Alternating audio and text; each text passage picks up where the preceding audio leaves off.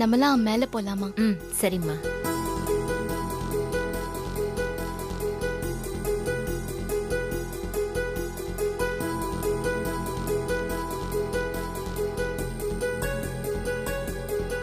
Sir ஒரு நிமிஷம் இருங்க. என்னங்க சார் உங்க பணம்?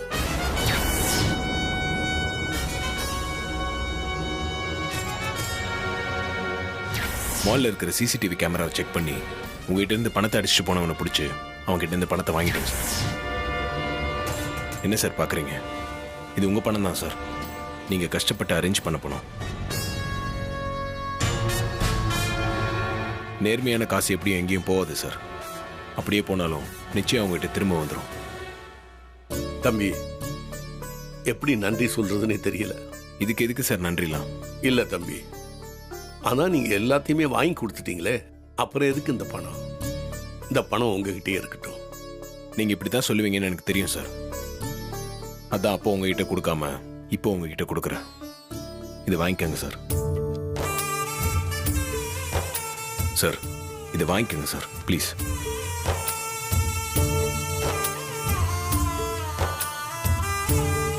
சார் ரொம்ப டயர்டா இருப்பீங்க, நீங்க போய் ரெஸ்ட் எடுங்க.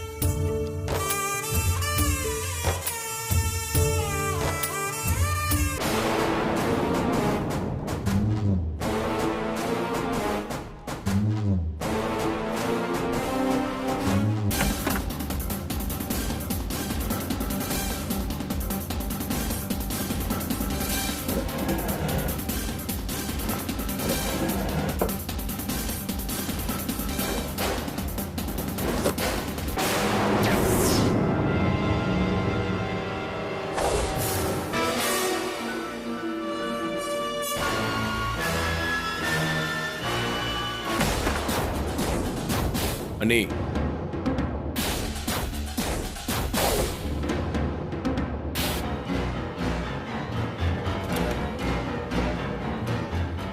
என்ன நீ பேக்ல கல் இருக்கிறத பார்த்து அதிர்ச்சியா இருக்க? அந்த கல்லெல்லாம் எடுத்து அப்படியே உங்க தலையில கொட்டிக்காங்க. அப்போ அது புத்தி வருதான்னு பார்ப்போம். ஒரு வாட்டி தப்பு பண்ணி அவமானப்பட்டா திருந்தணும் நீ. அதான் மனுஷங்களுக்கு அழகு. எத்தனை தடவை அசிங்கப்பட்டாலும் மறுபடியும் தப்பு பண்ண நினைச்சீங்கன்னா அது உங்களை மோசமான இடத்துல தான் கொண்டு போய் விடும். இனிமேலாச்சும் திருந்த பாருங்க.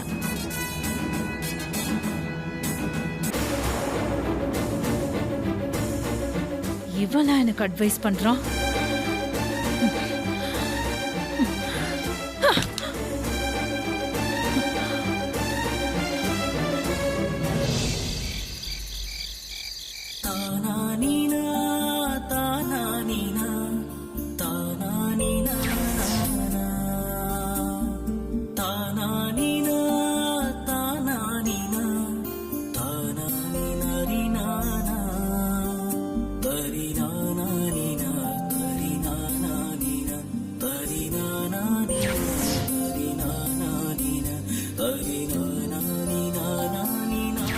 நீங்க எடுத்த புடவைக்கு அப்பா கொடுக்கட்டும்.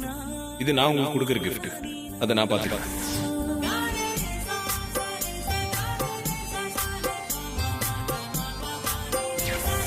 இன்னும் உங்களுக்கு சந்தேகமா? அப்படியே அம்மா எதுனா சொன்னா கூட நான் இருக்கேன்ல, நான் உங்களுக்காக சப்போர்ட் பண்ண மாட்டேனா?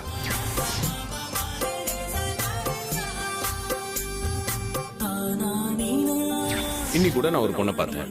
யாரு சார்? கூடவே உட்காந்துக்கிட்டு சரியா சாப்பிட முடியாம அந்த பொண்ணை திரும்ப திரும்ப பார்த்துட்டு இருந்தவங்கள தான் பார்த்தேன்.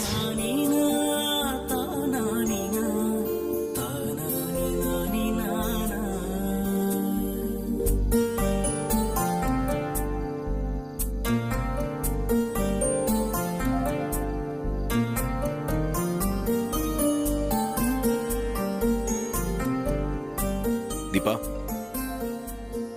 தீபா. சார், ஏங்க தனியா மாடியில் வந்து நின்றுட்டு இருக்கீங்க? கீழே அப்பா அம்மா எல்லாம் இருக்காங்கல்ல, அவங்ககிட்ட பேசிட்டு இருக்க வேண்டியதானே? இல்ல சார், சும்மா காத்தாட வந்தேன். நல்லா இருந்துச்சு, அப்படியே இருந்துட்டேன். சாப்பிட்டீங்களா? சாப்பிட்டேன் சார். நீங்க சாப்பிட்டீங்களா? சாப்பிட்டேன். சரிங்க, நீங்க எது தனியா யோசிச்சுட்டு இருக்கீங்க? நான் வரேன். சார், சொல்லுங்க. ஆ, எனக்கு ஒரு டவுட் இருந்துகிட்டே இருக்கு. அதை உங்ககிட்ட கேட்கலாமா சார்? கேளுங்க தீபா, அதனால என்ன? இல்ல சார், என் மேல எந்த தப்பும் இல்லைன்னு ப்ரூவ் பண்றதுக்காக நீங்க நிறைய கஷ்டப்பட்டிருக்கீங்க. கதிர், துரை, புஷ்பா, மகேஷ்னு எல்லாரையும் கூட்டிட்டு வந்து உண்மை என்னன்னு எல்லாருக்கும் புரிய வச்சிட்டீங்க. ஆனா சிவா எப்படி சார் அங்க வந்தாரு?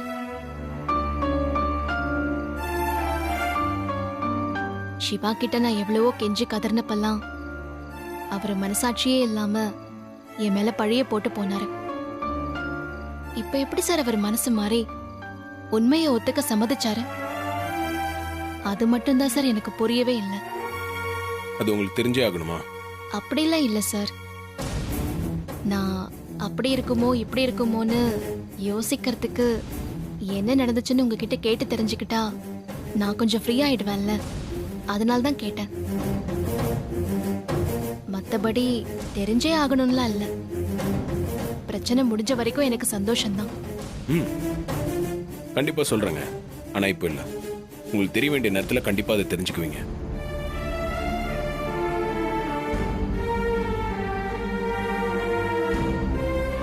பிரச்சனை முடிஞ்ச வரைக்கும் சந்தோஷம்னு சொன்னீங்கல்ல, இப்போதைக்கு அந்த சந்தோஷத்தோட இருங்க. ரொம்ப போட்டு குழப்பிக்க வேண்டாம். நாளைக்கு காலையில பூஜை இருக்குல்ல, நேரத்தோட போய் தூங்குங்க. ம், என்ன யோசிக்கிறீங்க? வாங்க. சரிங்க சார்.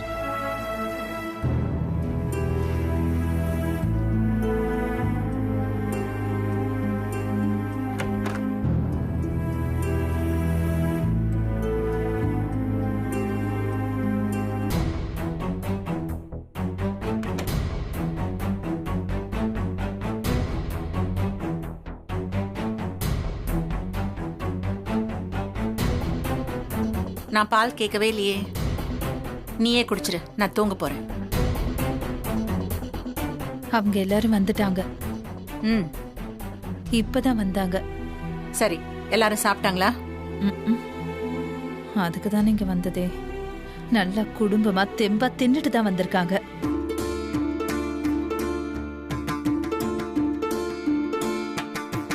அது சரி, நீயே ஒரு மாதிரியா இருக்க. யாராவது ஏதாவது சொன்னாங்களா? ம், உங்க மகன் தான் ஏன் நீ திரும்ப திரும்ப அவமானப்படுறீங்கன்னு அவமானப்படுத்தினா. ம், என்ன ஆச்சு? எனக்கு எதை சொல்லணும் எதை சொல்லக்கூடாதுன்னு தெரியல அத்தை. சில நேரத்துல ஏதாவது சொன்னாலும் பிரச்சனை ஆகுது, சில நேரத்துல சொல்லாம இருந்தாலும் பிரச்சனை ஆகுது. என்ன ஐஸ்வர்யா, தூங்க போற நேரத்துல ஏன் என் பொறுமையை சோதிச்சுட்டு இருக்க? என்ன விஷயம்? ம், இப்ப சொன்னா சரியா இருக்கும். அத்தை, நான் கண்ணால பார்த்தத காதால கேட்டத சொல்றேன். என்ன சொல்லு. உங்ககிட்ட நான் அப்பவே சொன்னேன், வேணா அத்தை, அவளும் அவ குடும்பமும் சேர்ந்து ஏதோ பிளான் பண்றாங்கன்னு. நீங்க தான் கண்டுக்காம இருந்துட்டீங்க. இப்ப அது எங்க கொண்டு வந்திருக்குன்னு தெரியுமா? சடங்கு செய்யணும், தாலி பிரிச்சு கோக்கணும்னு நம்ம மாமாவை ஏவி விட்டு தேதி குறிக்க வச்சு நாடகத்தை ஆரம்பிச்சால. 5 பவுன் போடுறேன், 10 பவுன் போடுறேன்னு அவ அப்ப சபையில சொன்னது அவர் காசுல போட இல்ல, கார்த்தி காசுல போட்டுக்க.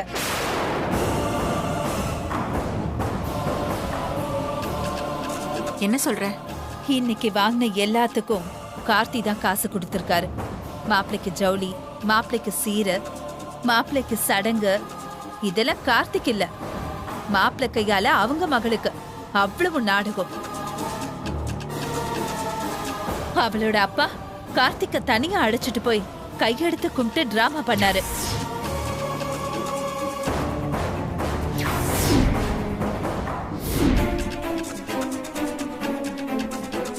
தாலி பிரிச்சு கோக்குறதுக்கே இவ்ளோ டிராமானா, நாளைக்கு வீட்டுக்குள்ள வந்ததுக்கு அப்புறம் குடும்பமா சேர்ந்து கார்த்திக்க வச்சு என்னென்ன அதிகாரம் பண்ண போறான்னு தெரியல.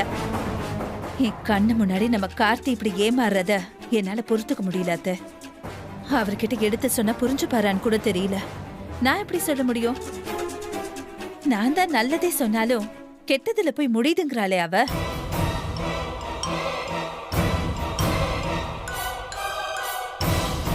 நாளைக்கு தாலி மட்டும் கோத்து கட்டிக்கிட்டு வீட்டுக்குள்ள வந்துட்டானா, அதுக்கப்புறம் அவ நாடகம் எல்லாம் பண்ணிட்டு இருக்க மாட்டா. நேரடியா சொல்லுவா. எதிர்த்து நீங்களும் கேட்க முடியாது, உங்களுக்கு சப்போர்ட்டா நானும் கேட்க முடியாது. கேட்டாலும் கேட்க நீ யாருன்னு கேப்பா. நம்ம குடும்பம் நம்ம கண்ணு முன்னாடி அழியறத என்னால தடுக்க முடியலேங்கிற ஆதங்கம் தான் அத்தை. அதான் என்னால நார்மலா இருக்க முடியல. அதான் தீபாவை கடத்தி வச்சிருந்தப்போ நான் யார்கிட்டயும் இத சொல்லாம இருந்தேன். ஆனா நீங்க அங்க இருக்கீங்கன்னு சத்தியமா எனக்கு தெரியாது அத்தை. இப்பவும் ஏன் உங்ககிட்ட சொல்றேன்னா, நாளைக்கு உனக்கு தெரிஞ்சும் ஏன் மறைச்சுன்னு நீங்க என்ன கேட்க கூடாதுல்ல. அதனாலதான் அத்தை.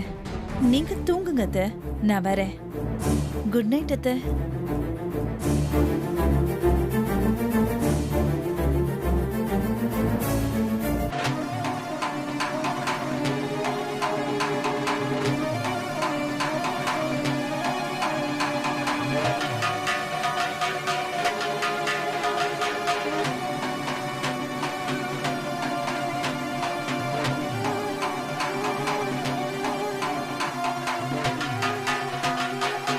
அப்பா, இப்பதான் திருப்தியா இருக்கு. இனிமே நிம்மதியா தூங்கலாம்.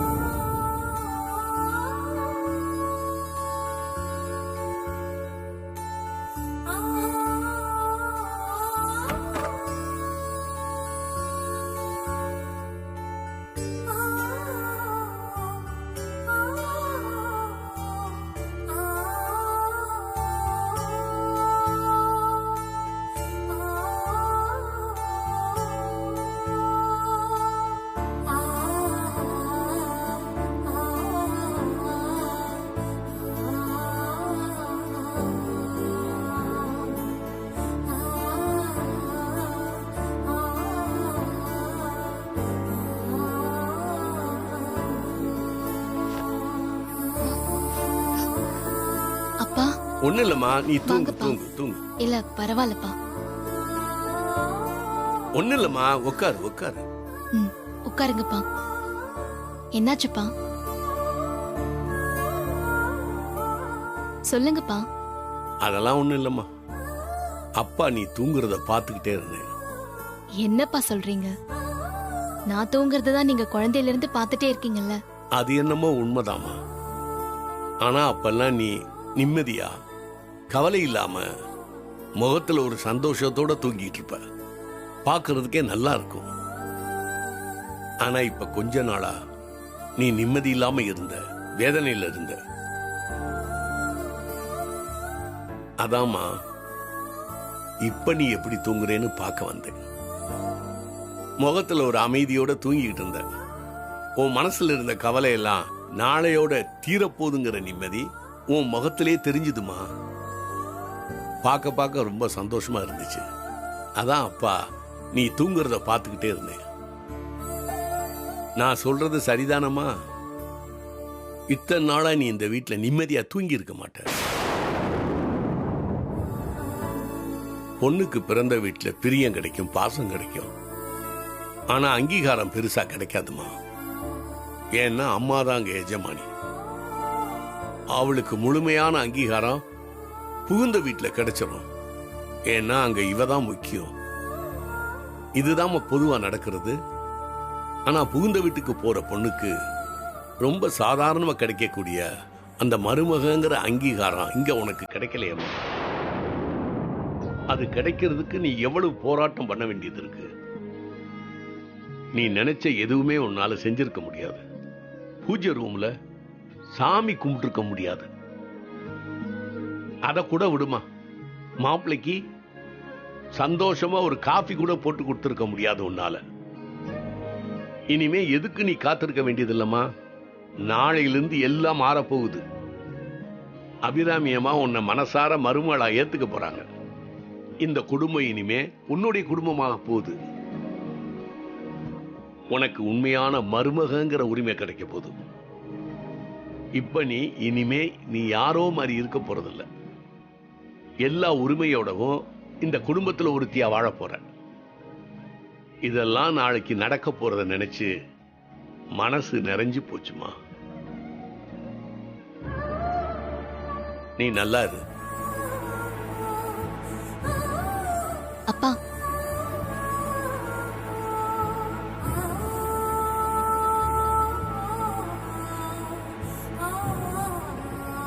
என்னங்க இங்க இருக்கீங்களா? எங்க ஆளை காணமேன்னு தேடிட்டு வந்தேன். அப்பாவும் பொண்ணும் என்ன கதை பேசிட்டு இருக்கீங்க? என் பொண்ணு நாளையிலிருந்து நிஜமான சந்தோஷத்தோட நிம்மதியா வாழ போறா. அந்த சந்தோஷத்தை இவகிட்ட பகிர்ந்துகிட்டு இருந்தேன். ஏங்க தூங்குற புள்ள தூக்கத்துக்கு எடுத்துக்கிட்டு பேசாம வாங்க. தீபா நீ போய் தூங்கு. இன்னைக்கு பூரா உங்க அப்பா தூங்க மாட்டாரு. விடிய விடிய இதை சொல்லிக்கிட்டே உட்கார்ந்துருப்பாரு. நீ தூங்குமா, அப்பா உனக்கு தொந்தரவு பண்ணிட்டனா?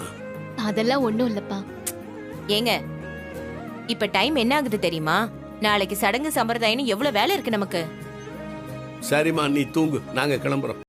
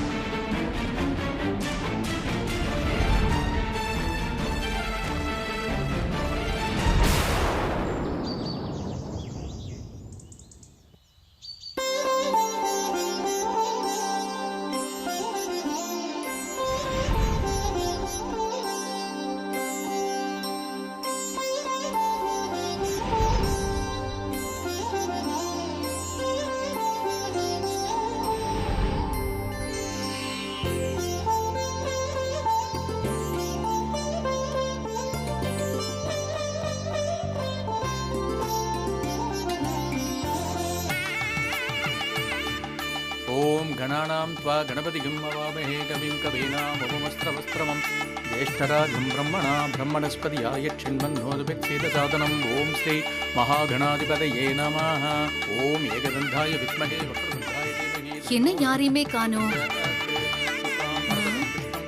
ஆமா, ஃபங்க்ஷன் இங்க தானே சொன்னாங்க. शान्तये यस्वत्रवक्त्रात्याः वार्षद्यावर्षदं विघ्नं विघ्नन्ति कविदं विश्वक्षेणं तमाश्रये ओम विनायकाय தோ ஐயர் இங்க தான் இருக்காரு. வாங்க அவர்கிட்ட கேட்போம். வாக்கா. ओम धनेश्वराय नमः ओम स्कंदाकृधाय नमः ओम अव्ययाय नमः. சாமி, அபிராமி அம்மா மருமகளுக்கு தாலி பிரிச்சு கோக்குற சடங்கு இங்க தானே நடக்குது? ஆமாம்மா, நீங்களும் அதுக்கு தான் வந்திருக்கேளா? ஆமா சாமி. அப்படி உட்காருங்கோ. அவெல்லாம் வந்துருக்கான்னு இப்பதான் தகவல் வந்தது. கொஞ்ச நேரத்துல வந்துருவா. சரிங்க சாமி. சரி. ஃபங்க்ஷன் நடத்துறவா வீட்டு சார்பா யாராவது 2 பேர் முன்கூட்டியே வந்து வர்றவாள ரிசீவ் பண்ணுவா. இங்கே என்னடானா அதையும் நாமளே பண்ண வேண்டியதா இருக்கு. இதோ வந்துடுறேன்னு சொன்னா ஆத்துல இருந்து இப்பதான் கிளம்பிருப்பான்னு தோணுது. என்னத்த சொல்றது, போங்க.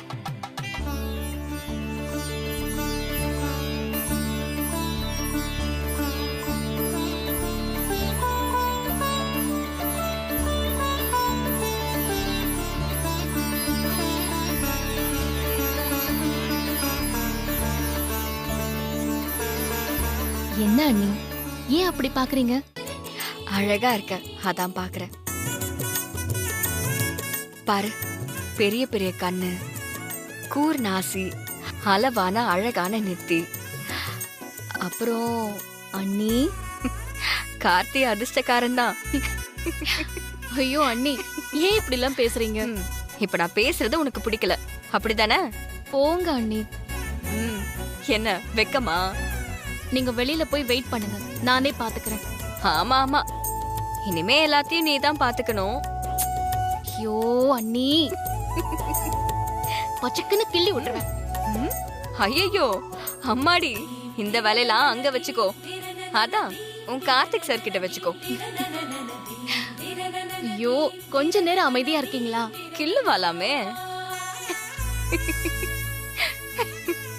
தீபா, நிஜமா சொல்றேன், சிம்பிளா தான் மேக்கப் பண்ணிருக்க. இருந்தாலும் அலங்கரிச்ச அம்மன் சிலை மாதிரி இருக்க.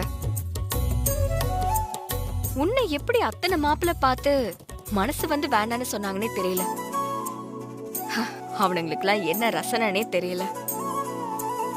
நிஜமா சொல்றேன்டி, நான் நல்லா உன்னை கண்ணு வச்சுட்டேன்.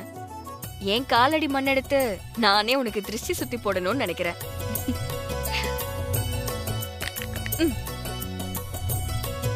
சரி வா வா.